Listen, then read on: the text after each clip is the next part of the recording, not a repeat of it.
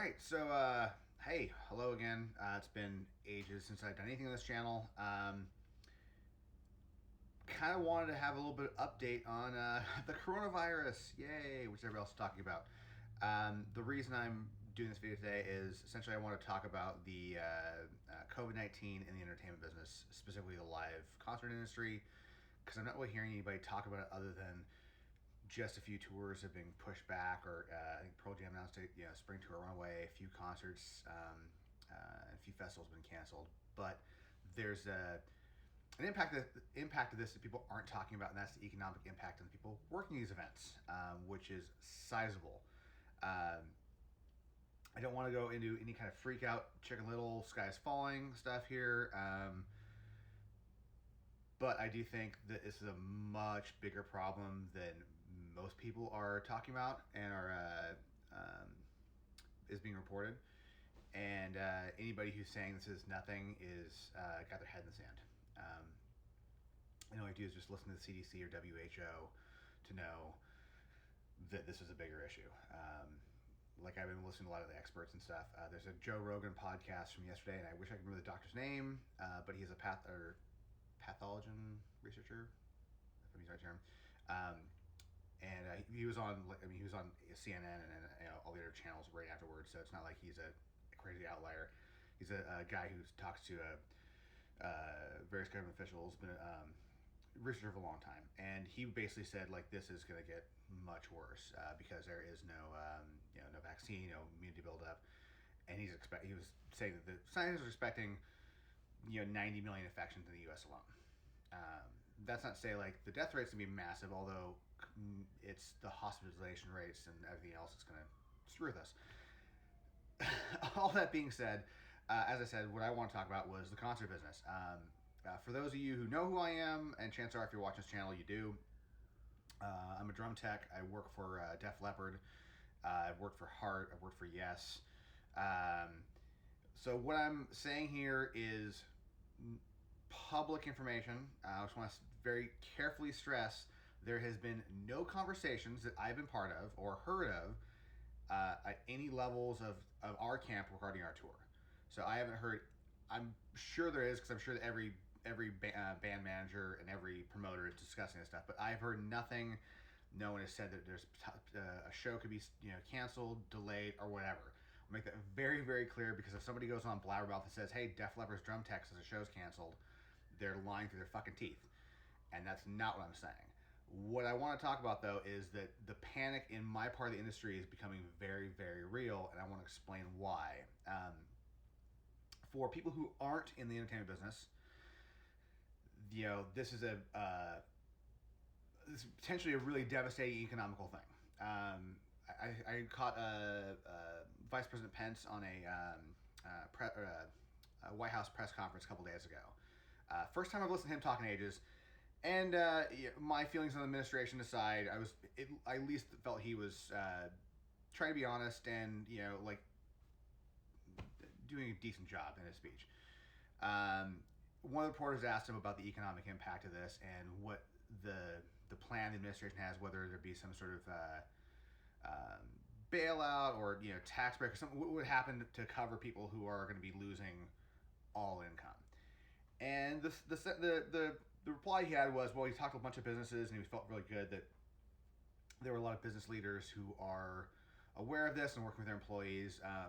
I just got an email from one of my credit card companies today saying, hey, if there's something happens, let us know.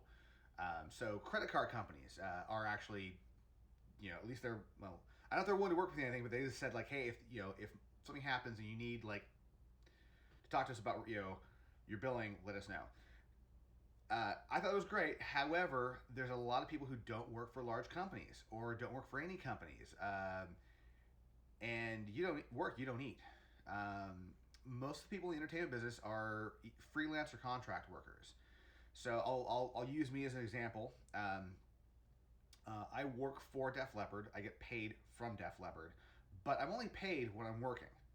So if we're on tour, I get paid. So most people in my situation, most roadies, basically the day the minute we walk out our front door, we're on payroll until the minute we get back on some level, whether it's small acts will do like a half rate days off or travel day rate or whatever. Some people just do, hey, you're on a salary. With rare exceptions, some acts just do a year-round salary. That is really, really, really rare these days. But essentially, most people are, when you're touring, you're getting paid. So for myself and other people like me, the summer months, or said, May to October, we make the lion's share, if not all of our income in that part of the year. And then the rest of the year, it's the feast or famine thing. So the rest of the year, okay, you're off. If you're lucky, you do some corporate work, hop on little small winter tours or whatever, or you drive Uber or something like that, or you just take the time off, but you have the rest of the year to cover all your bills, you work the summer to cover your bills the rest of the year, and then you go back out again the following year. Last year for me was a really short year. We were only on the road for 3.5 months, something like that. So it was a really, really short year. So this year is gonna be like, cool, I had a good year here. But we'll cover a bunch of debts, sock some money away, looking at buying a house this year, possibly, and then this pops up. Now, once again, I don't know any information regarding the Def Leppard's Motley Crue tour as far as scheduling at all. Everything I know is public information, and I'm not even hinting or suggesting, and I really hope that nothing happens. I hope that by the time June rolls around, life is back to normal in the U.S. But this is going to be affecting a lot of other people. I have friends who are on, like Pearl Jam announced their spring tours going away. European tours getting canceled left and right. Festival weeks are canceled left and right. Also, you're talking about convention things, like other non-music events. I've to kind of shift that a little bit. I have friends who are work in Seattle and work like the corporate stuff. They work at like convention center gigs. And one of the first big events in the U.S. to be canceled was Comic-Con. Now, a lot of people will kind of laugh at that and go, oh, it's just the guys walking around in their, costumes, and it's no big deal. But what they fail to think about is that an event like Comic-Con employs hundreds of people behind the scenes putting things on. And there's anywhere from a couple days to weeks of labor for people, union labor, people who are stagehands, people putting up lighting, building the booths, all the people working at the convention center who are suddenly out of work. And then you go yesterday, I think it was yesterday or today, the Washington State governor is basically doing what Europe's doing, saying, hey, look, any gatherings over X amount are gone. You no longer have, I think it's over 250 people at a gathering, which basically means anything larger than a club show, a small club show, is gone. And I totally get that we need to be proactive on this, but I think that a lot of people aren't paying attention to that. The economic impact of that is gigantic on a smaller segment of society, and devastatingly gigantic on a small portion of society. I was thinking about this yesterday, like the sporting events. They're talking about.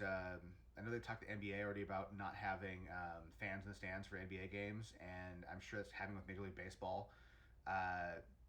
If you think about a baseball game being played to an empty stadium, whatever, kind of bummer for the players, but then you go, all right, how many people work at that stadium every game? A couple hundred probably. You figure between ticket takers, ushers, all the people, all the vendors, let's say it's 300 people in a stadium, or probably more than that, probably 500 or 600 people who aren't getting paid. Their work is gone. They may be covered by the employer, they may not be covered by employer. I highly doubt that, unless you're like a really, really good union, that the Seattle Mariners or the New York Yankees are able to cover or will offer to cover all those people, or Major League Baseball offer to cover those people, or the owner of the stadium, whatever, for an entire season of no work. That aside, then you go, all right, what about all the restaurants and bars in the neighborhood? Every baseball game I've ever been to, the neighborhood is packed. Every bar is packed before the game and after the game. Every restaurant is packed before and after the game. All those places are going to lose all those customers. So then you go, all right, we've got a stadium closed down, we lose all the events in the stadium, we lose all the outside events in the stadium. All those people are potentially out of work, suddenly can't pay for their rent, their mortgage, their groceries, their stockpiled toilet paper and hand sanitizer. There's a lot of things that are not being discussed in relation to the closings, because it's being kind of passed off of as this. We're going to be inconvenienced for a few months. Um, I don't know if people realize truly what that means. Most Americans for a very long time have been at that 6 weeks from poverty. Like if a couple paychecks and you're on the road, you're on the street, and that's a really large portion of society. Um, I've got bills I got to pay. Like I've got roof above my head. I've got credit card bills like everybody else.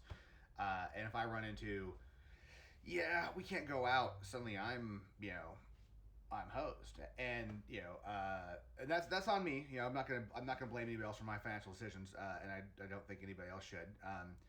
But there are a lot of people in that situation that I don't think is being discussed yet, and I worry about what's gonna happen when things keep like escalating higher. I mean, we're up to 1,000 cases this morning, U.S. And a lot of people like to say it's only 1,000 cases. That's nothing. Like that's a I mean, the flu has 100,000 a year, or whatever. I mean, it's really, really minor. But you gotta remember, we're at the start of this. We're at the very, very start of this, and this thing grows really fast. I mean, in less than a couple weeks, we've gone from 15 to 1,000. There was that little small outbreak in Washington State, and went, oh, well, we got 15, 20 people. I mean, it was like a week ago, 2 weeks ago, that Trump was talking about like not wanting people off the cruise ship because it was messed with his numbers. As implying it would double the amount of people in the mainland U.S. who had it if we brought 30 or 40 cases, and that wasn't that long ago. We've already grown to it's an exponential increase. So I just kind of want to have a little bit of freak out rant. I don't want to freak anybody else out, but I think this is something that needs to be discussed, need to be aware of. That there are so many industries, people are freelance, people who are contract workers who are really, really freaking out right now, and justifiably so. Like this is going to be incredibly far-reaching, and a payroll tax cut or whatever doesn't do shit if you don't have payroll. If like it's like great, I get a tax cut. It doesn't do any good if I don't have money coming in because all my work got canceled. Anyways, I'd love to know what you guys think about this kind of stuff. Put some questions down below. I'm gonna try to do like some more updates again, and kind of some regular channel stuff. But I would like to have a bit of a conversation about this. Maybe even do like if somebody has a cool perspective, maybe I'll be able to set my laptop and do some sort of interview thing. But I would like to know what you guys do to prepare, what you guys think about this stuff. I don't want to get too political on this conversation here because I don't think it helps. And I did make a couple kind of I made a Trump comment, but whatever. But if we can kind of try to keep this to proactive conversation, would be great. So chime in. If you guys think that I'm barking up the wrong tree and crazy, you're welcome to mention that. If you think that I am not, do as well. Thumbs up, thumbs down, subscribe, whatever. And I will be back again hopefully sooner than later. Cheers.